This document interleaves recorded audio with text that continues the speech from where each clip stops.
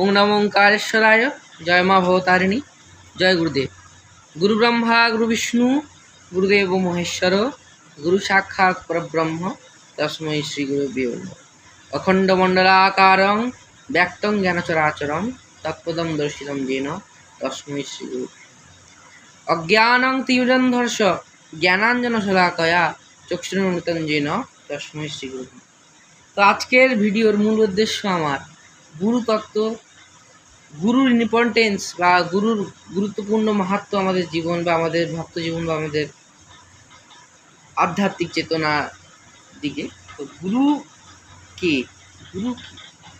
গুরু হচ্ছে সেই যে আপনাকে আত্মাকে পরমাত্মার সাথে যুক্ত করার মাধ্যমই হচ্ছে গুরু। গুরু ছাড়া আপনি পরমাত্মার সাথে যুক্ত হতে পারবেন না, পরব্রহ্মকে লাভ করতে পারবেন। কেন? গুরু সেই পথটা জানে, আমরা জানি না। এবার বলুন কেন জানি না? কেন কি আমরা মর্তলোকে মানব জন্ম নিয়েছি, আর আমরা জানি না পরমাত্মার কাছে বা পরব্রহ্মকে কী করে জানা যায়, বা পরব্রহ্ম কে ও পরব্রহ্ম কিভাবে লাভ করা যায়। তো সেটি একমাত্র গুরুই আমাদেরকে প্রদান করতে পারেন, এবং গুরুই আমাদেরকে বলতে পারেন কেমন করে তার কাছে পৌঁছা যেতে। তো যদি গুরুর মহত্বপূর্ণ যেটা আমাদের জীবনে আছে, যদি আমি প্রথমে ভগবানদের সাথে কানেক্ট করি, স্বয়ং শ্রী রামচন্দ্র, তিনি তো চাইলে নাই কিছু গুরু বানাতে পারেন, তো তিনারও গুরু আছেন, ঋষি বশিষ্ঠ। আবার শ্রীকৃষ্ণের সাথে আমি কানেক্ট করতে পারি, তিনারও গুরু। যদি আমরা সাধকদের জীবনে দেখি, তাহলে প্রথম যেহেতু আমি বাঙালির গর্ব, পরমহংস যোগাবতার শ্রী পরমহংস ভগবান শ্রী রামকৃষ্ণদেব, তিনি কিন্তু মাকে লাভ করে গেছিলেন, কিন্তু তারপরেও তিনি গুরু সান্নিধ্যে গেছিলেন, তিনি পরব্রহ্মকে জানতে। তারপরে যে দিনার নাম আছে, তিনি হচ্ছেন স্বয়ং তারাপীঠ ভৈরব ভগবান বামাখ্যাপা। তিনিও মায়ের শরণাপন্ন, মা তো স্বয়ং আসতেন তার কাছে, কিন্তু তিনিও গুরু শরণাপন্ন গেছিলেন। তো গুরু ছাড়া ঈশ্বর তত্ত্বকে বোঝা অসম্পূর্ণ। তো আমার নিজের ব্যক্তিগত জীবনে প্রথম গুরুদেবদের প্রণাম আছে আমার মা বাবা। কি মা বাবা না থাকলে আশা করি আমি আধ্যাত্মিক চেতনা বা আধ্যাত্মিক ভক্ত জীবনে আসতেও পারতাম না। দ্বিতীয় যদি আমি কাউকে আমার প্রথম আধ্যাত্মিক গুরু, তিনি হচ্ছেন আমার দাদু, যিনি আমাকে ছোটোবেলা থেকেই আধ্যাত্মিক চেতনা বা ভক্তি চেতনার দিকে অগ্রসর করেছিলেন। তো তারপরে আমি যদি প্রণাম করি আমার শিক্ষা গুরুদেরকে, তিনারা আমাকে শিক্ষা দিয়েছেন বলে আমি এত কিছু জানতে পারছি। চতুর্থ, আমার যত ছোট ভাই বোন, তারাও আমাদের গুরু তুল্য। কেন কি তাদের কাছেও আমরা কিছু জ্ঞান না কিছু পাবো। কেন কি যিনি আপনাকে কিছু জ্ঞান বা কিছু প্রদান করছেন, তিনি আপনার গুরু। কিছু শিক্ষা যদি কেউ প্রদান করেন, তিনি আপনার গুরু। হয়তো ওখানে আমি কিছু জানি না, আমি কিছুই জানি না এখন অবধি, যেটুকু জানি আমাদের সাথে শেয়ার করছি। তো প্রথম আমার আধ্যাত্মিক বা আমার ভক্তি জীবনে আসা 3 বছরের বয়সে আমার দাদুর সাথে। তো প্রথম আমি দাদুর সাথে অনেক জায়গা বা অনেক তীর্থস্থান আমি গেছি। আজকে 17 বছর বয়স অবধি অনেক কিছু হয়তো জানতে পেরেছি, অনেক কিছু হয়তো জানিও না। যা জানি না সেটা জেনে নেওয়ার চেষ্টা করব পরবর্তীকালে।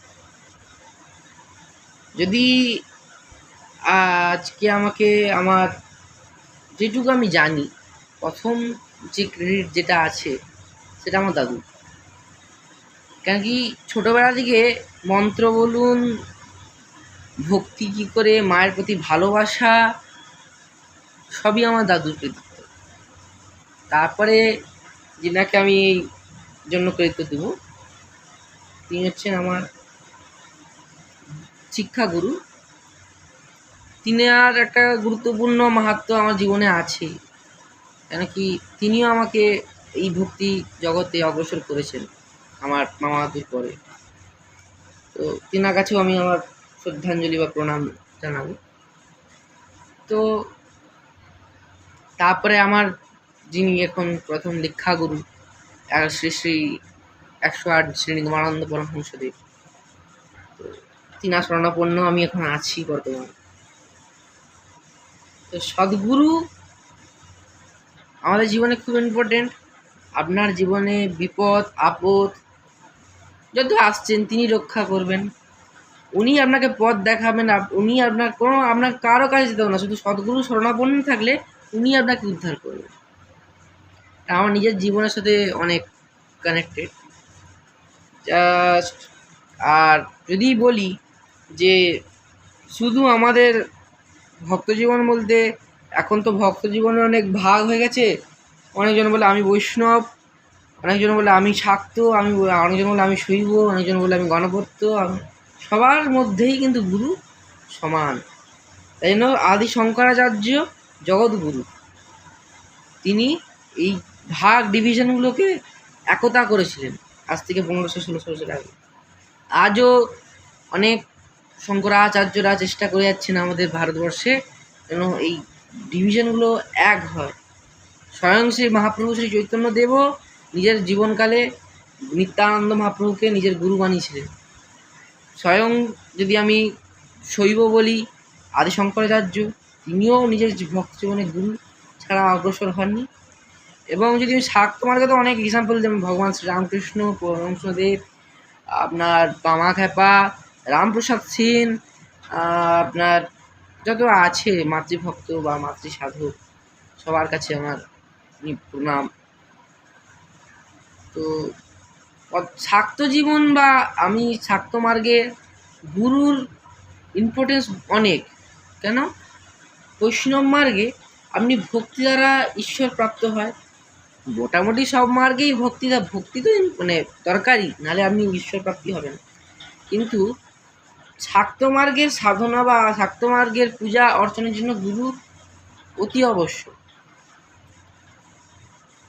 আর যদি বলি আপনি গুরু ছাড়া কিছু করতে চান, তাহলে শুধু ভগবান, ধরুন ভগবানকে ভগবান বলে নিজের ঘরের লোক বলে মনে করুন, তিনার সাথে তিনার মতন সেবা করুন। তো আজকে এতটাই, যেটুকু আমি জানি আপনাদের সাথে শেয়ার করলাম। আর বর্তমান আমার এখন সোমবারে লাইভও চলছে বাবার রুদ্রাভিষেকে। আমার যেটুকু আমার জ্ঞান সেটুকু আমি বাবার দর্শন করি, পূজা করি, শ্রবণ করি। আশা করবো আপনি সেগুলো দেখবেন, লাইক শেয়ার কমেন্ট করবেন এবং সাবস্ক্রাইব করবেন। আজকের জন্য এতটুকুই। হর হর মহাদেব, ওম নমো ওঙ্কারেশ্বরায়, জয় মা ভবতারিণী, জয় গুরুদেব।